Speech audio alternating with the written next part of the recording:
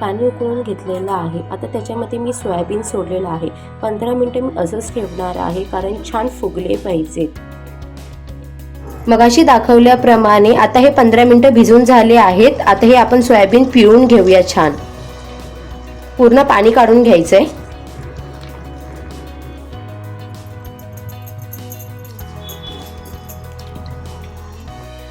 आता हे सोयाबीन मिक्सरमध्ये मी वाटून घेते।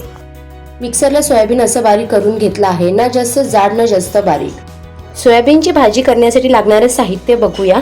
जिरं, मोहरी, कढीपत्ता, हळद, धणाजिरा पावडर, लाल तिखट, मीठ, कांदा, कोथिंबीर आणि बारीक करून घेतलेलं सोयाबीन। आता आपण तेलामध्ये मोहरी टाकणार आहोत। छान तडतडून घ्यायची आहे।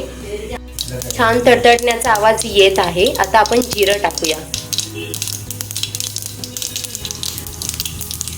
जिरं टाकून झालेलं आहे।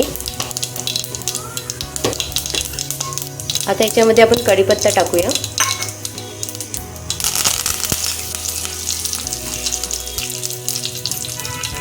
कांदा छान लाल भाजून घेऊया।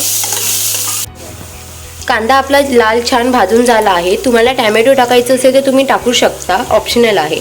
आता याच्यामध्ये आपण हळद आणि धणाजिरा पावडर टाकणार आहोत।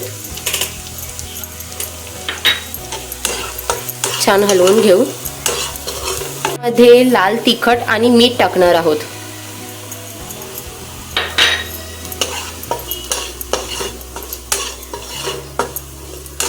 आता हे छान हलवून घेतल्यानंतर आपण बारीक केलेलं सोयाबीन ह्याच्यामध्ये टाकणार आहोत।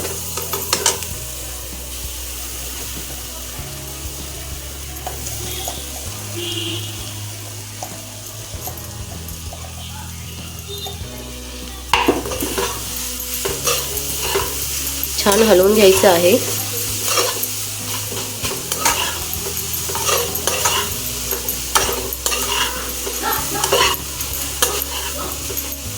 छान कोथिंबीर टाकूया।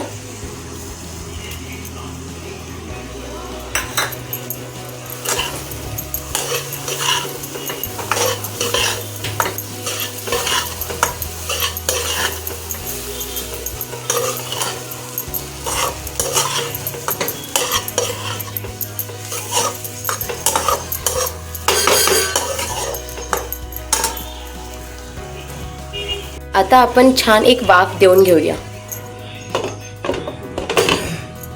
एक वाफ काढून झाली आहे। आता थोडंसं आपण हलवून घेऊ।